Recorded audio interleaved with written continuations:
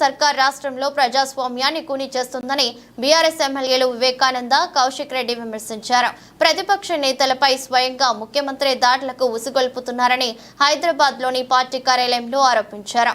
ఇలాంటి హేయమైన చర్యలు ప్రజాస్వామ్యంలో తగవని ప్రజలు అన్ని గమనిస్తున్నారని హెచ్చరించారు.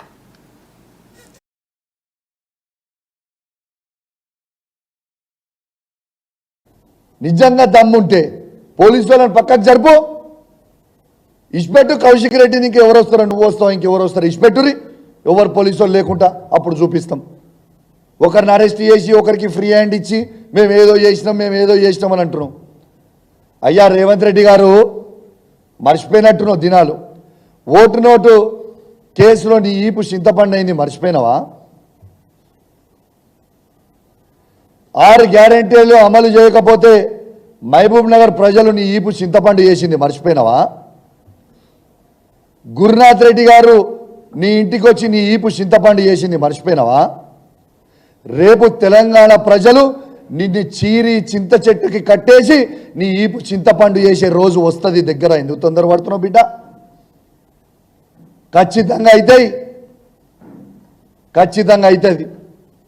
నువ్వు ఎన్ని చేసినా, ఎంత భయపట్టించినా, నువ్వు ఏమి చేసినా, నేను మాత్రం ఇంకేం చేస్తావు? ఎక్కువ హత్య చేయించే ప్రయత్నం చేసినావు, ఇంకా నేను హత్య చేయిస్తావు కావచ్చు. Yes, I'm ready to die for people of Telangana.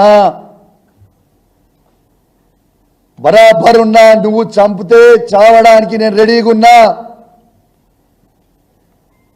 కానీ నీతో నీ ఎట్టు పరిస్థితుల కాంప్రమైజ్ అయ్యేదే ఉండదు. ఖచ్చితంగా నువ్వు ఏవైతే నీ హామీలు ఇచ్చినావో 6 గ్యారెంటీలు ఇస్తామని, ఆ 6 గ్యారెంటీలు ప్రజలకు ఇచ్చే వరకు నీ గుండెల్లో నిద్రపోతాడు కౌశిక్ రెడ్డి బిడ్డ. గుర్తుపెట్టుకో అని చెప్తా ఉన్నాను రేవంత్ రెడ్డికి. నేను ఆల్రెడీ చెప్పినా, నీ స్థాయి కేసీఆర్ గారి స్థాయి కాదు, కేటీఆర్ గారి స్థాయి కాదు, హరీష్ రావు గారి స్థాయి కాదు, ఆఖరికి నా స్థాయికి దిగిపోయినావు అని చెప్పినా. ఇవాళ నా స్థాయికి కూడా కాదు, చిల్లర వీధి రౌడీల స్థాయికి దిగిపోయినావు. నీ స్థాయి గాడికి అయిపోయింది మిస్టర్ రేవంత్ రెడ్డి గారు. నీకు నువ్వు బాగా గ్రేట్ అనుకుంటున్నావు. అధికార మదం కన్ను నెత్తికెక్కినాయి. నీ మదాన్ని ఖచ్చితంగా దించుతాం, ఏం ఫికర్ చేయకు బిడ్డ. దించిన రోజు నీకు ఉంటుందిరా స్వామి రంగా, ఆ రోజు ఉంటుంది, తీసి పెడతాం అని అనుకోకు. నేను ఉట్టిగా నువ్వు మర్చిపోయినట్టున్నావు రేవంత్ రెడ్డి, గుర్తు చేసుకో. నా ఇంటికి వచ్చి, నేను ఆ రోజు కాంగ్రెస్ పార్టీలో ఉన్నప్పుడు నువ్వు నా ఇంటికి వచ్చి నా కాళ్ళు మొక్కినావు. నేను నన్ను పిసిసి ప్రెసిడెంట్ చెయ్యి, దయచేసి సపోర్ట్ చెయ్యి అని చెప్పినావు. ఆ రోజు మర్చిపోయినావా బిడ్డ? ఆ రోజు నువ్వు నా కాళ్ళు మొక్కితే నిన్ను పిసిసి ప్రెసిడెంట్ అన్నాడు, నేను చేసిన. కానీ గుర్తుపెట్టుకో, ఏ విధంగా నేను ఆ రోజు పిసిసి ప్రెసిడెంట్గా చేసినో, ఇవాళ కేసీఆర్ నాయకత్వంలో మళ్ళా నిన్ను సీఎం పదవి దించే వరకు నిద్రపోకుండా పనిచేస్తా బిడ్డ, జాగ్రత్త చూసుకో అని చెప్పి సందర్భంగా నేను హెచ్చరిస్తా ఉన్నాను అని డైరెక్ట్గా మీరు చెప్తే ఇవాళ ఏమవుతుంది? వీధి రౌడీలు అందరూ కూడా రేపు పొద్దున రాజకీయ నాయకులు అవుతారు. మనం చేయాల్సిందల్లా తిట్టాలి, కొట్టాలి, రౌడీజం చేయాలి, రాజకీయ నాయకులు అవుదామని చెప్పి అందరు నిర్ణయించుకుంటా ఉన్నారు. ఎవరు చదువుకున్న వాళ్ళు ఎవరు రారిగా రాజకీయంలోకి. నాకే బాధ అవుతుంది, ఎందుకు వచ్చినా నాన్న ఈ మధ్య అని చెప్పేసి మీ ప్రవర్తన చూసి. సో దయచేసి మిమ్మల్ని 2 చేతులు జోడించి రిక్వెస్ట్ చేస్తూ ఉన్నాను, కామ్ డౌన్ కండి కొద్దిగా. మీరు ఈ ఆవేశం తగ్గించుకోండి. ఒకరోజు ఆవేశం సడన్గా మళ్ళీ ఒకసారి వివేకానందుని మాటలు చెప్తారు మళ్ళీ మీరు ఒకసారి. ఇదేం విచిత్రం నాకు అర్థం కాదు అసలు. సో దయచేసి ఒకరోజు స్పీచ్లో ఇంకొకసారి నేను ఆవేశంగా మాట్లాడనంటారు, సాయంత్రం కల్లా మళ్ళీ బూతులు మాట్లాడతారు. మీరు పొద్దున కడతా అంటారు, సాయంత్రం కూలగొడతా అంటారు మీరే. సో దయచేసి మిమ్మల్ని రిక్వెస్ట్ చేస్తూ ఉన్నాను, మీరు గొప్ప పదవిలో ఉన్నారు ఇవాళ ఈ రాష్ట్రానికి ముఖ్యమంత్రి, తెలంగాణ రాష్ట్రానికి ముఖ్యమంత్రి.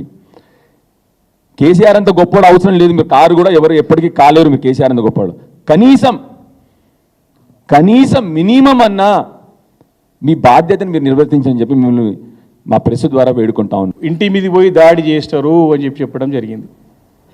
అంటే మేము మొదటి చెప్తున్నటువంటి మాట వాస్తవమే, నిజమని నిరూపితమైంది. నిన్న చాలా క్లారిటీగా ఇది మొదటి ఉదాంతం కాదు రేవంత్ రెడ్డి గారిది. మొన్న ఖమ్మంలో పెద్ద ఎత్తున వరదలు వచ్చి ప్రజలు బాధతో ఉన్నారు, పట్టించుకునే నాదుడే లేడు, జిల్లాకు సంబంధించిన ముగ్గురు మంత్రులు ఎక్కడ నిద్రపోతా ఉన్నారు అని ప్రజలు బాధపడతా ఉంటే, ఇబ్బంది పడతా ఉంటే బీఆర్ఎస్ పార్టీ తరఫున హరీష్ రావు గారి యొక్క నేతృత్వంలో మా ఎమ్మెల్యే బృందం అంతా కూడా వెళితే ప్రజల నుంచి మాకు వచ్చేటువంటి వాళ్ళ బాధలు మేము దగ్గర నుండి చూస్తూ ఉంటే వారికి మేము ధైర్యం చెప్పే ప్రయత్నం చేసి ముందుకు వెళ్తూ ఉంటే దాన్ని తట్టుకోలేక జీర్ణించుకోలేక ఖమ్మం జిల్లాలో ఉన్నటువంటి రేవంత్ రెడ్డి గారు గూండాలను పంపించి ఆ రోజు మా కార్లపైన దాడి చేయడం సంగతి మనం చూసినాం కల్లారా. అదొక ఉదాంతం. అనేక ఉదాంతాలు ఉన్నాయి రాష్ట్రంలో ఈరోజు.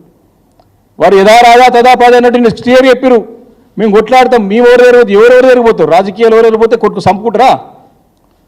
ఈరోజు శ్రీధర్ రెడ్డి గారి యొక్క మన మహబూబ్ నగర్ ఉమ్మడి మహబూబ్ నగర్ జిల్లాలో ఉన్నటువంటి